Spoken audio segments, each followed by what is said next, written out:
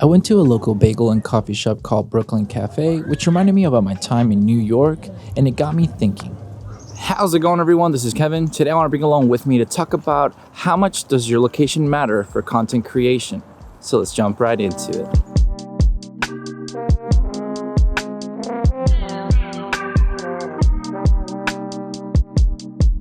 We went to this cafe a little bit earlier where it just reminded me obviously of New York City and just the area. Well, the name was Brooklyn Cafe, so kind of was obvious that it would remind me of New York and Brooklyn and everything like that. But it got me thinking so much more about, does the location make the photographer, or is the photographer just making the location look nicer? And obviously it's gonna be up to people's opinion, but I thought it was kind of interesting to think about because lately I've just felt more and more burnt out with my scenery because it just seems like there's not much that I can go explore and see differently to create and just have those creative juices flowing and everything like that, like how I did when I was in Europe and New York City and just major bigger cities that have more to do, that you're able to walk around and see more. See, the problem where I'm at is that you kind of have to drive everywhere. You just see a lot of kind of shopping centers and everything that are just pretty boring, and there's not really much of an incentive to be outside. So it's just kind of that thought process of like, how much does your location help you as a content creator? So now for you, how much does the location matter?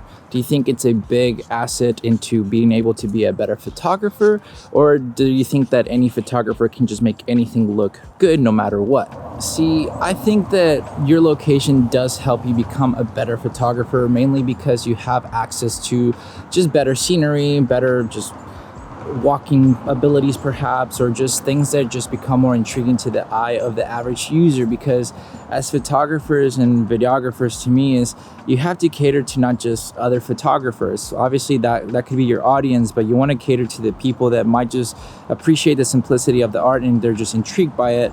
That doesn't have to be super analytical when it comes down to what the framing of the shot was or whatever, because that's something that I've kind of looked into a lot, is that we as photographers are more critique, I guess, prone for other people's photography, because we do it, so we're like, oh, I would have done this, I would have done that, while the average user just kind of goes, hey, you know what, this looks cool, I like it. And that's one of the reasons why I think that whenever people sell prints, the prints that sell the most are the ones that are just cater to the audience, not so much to other photographers.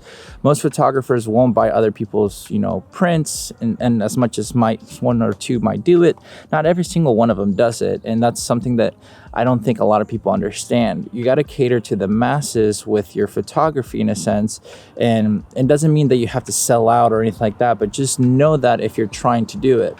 There's a really great video about it with Evan Rampt. He talked about how his best-selling print was just a random photo of like a Bronco or something like that, and he was able to sell a lot of it, but the ones that he thought were more artistically like pleasing, and not that other photo wasn't, it's just that people just were drawn by it because it was something so versatile, and that's what worked out for him.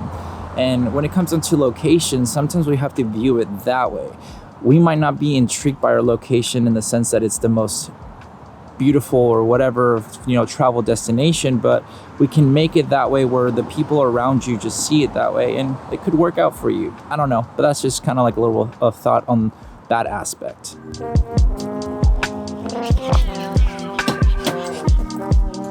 Anyways, we're back here in the office. It got a little bit too hot out there, so I just want to kind of think more and just talk more about it. The thought process of basically today's subject is just, how much does your location really affect as a content creator? For me, it's just something that I've noticed that, like, for example, when I was in New York City, my ideas felt endless.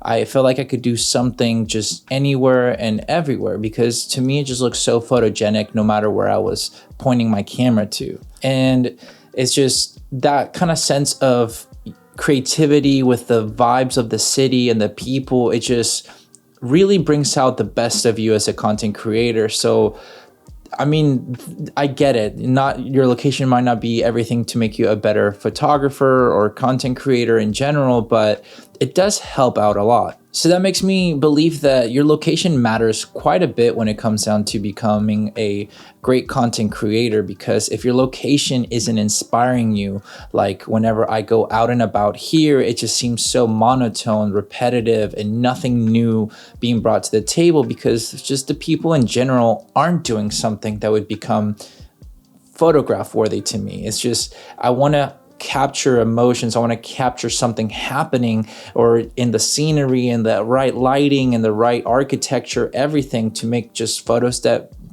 are better than just point and shooting and hoping for the best.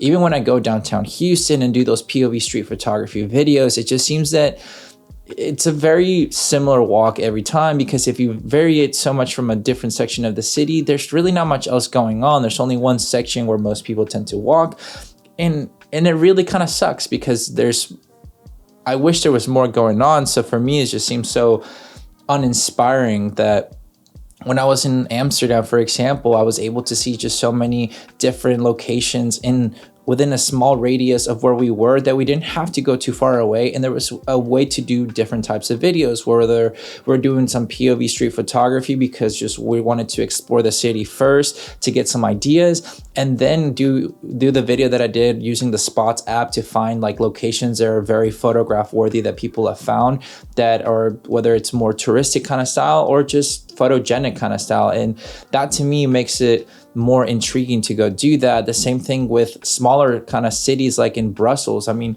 the section that we were was so small that in reality, you would think it'd be just not the most enticing maybe every time, but you were able to find something different about it because of the different types of people that come, the architecture, whether you want to think about doing just street photography style, maybe some portraits with different backgrounds, lightings, whatever you need to, that it inspires you in that aspect.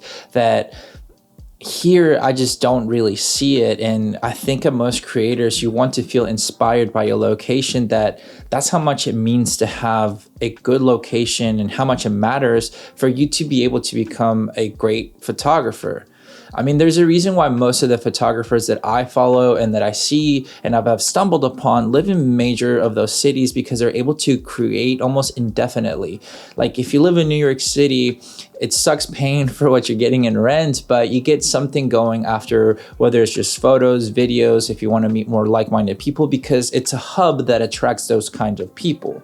Where I live in the Houston area, you might find some, you might not. You might find people that are more just portrait kind of family style photographers, or maybe they do music videos, or they do certain types of corporate videos that is just not something that I'm 100% always for, because it's just not my thing. But finding those people and the locations to, whether it's networking and making friends and then feeling inspired by what they're doing and what you could do, is something that I think is very important when it comes down to your location as a content creator. So for me personally, I think it does matter, your location, and it does help you out to become a better photographer compared to not being in a place that inspires you. So for me, the question will be to you is, do you think a location hinders or helps a content creator to become better or not? Because at the end of the day, some people kind of say like, hey, you know what, if you're pointing your camera to, let's say, Moraine Lake, you're gonna get a good shot no matter what because of just the scenery.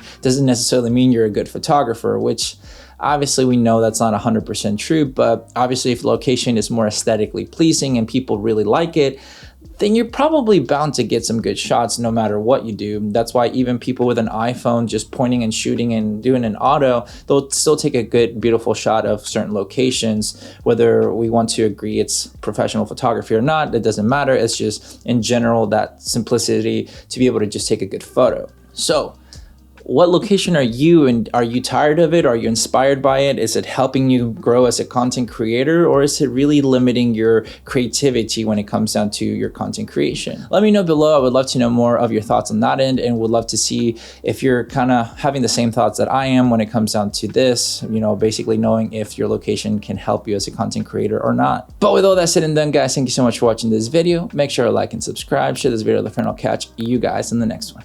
See ya.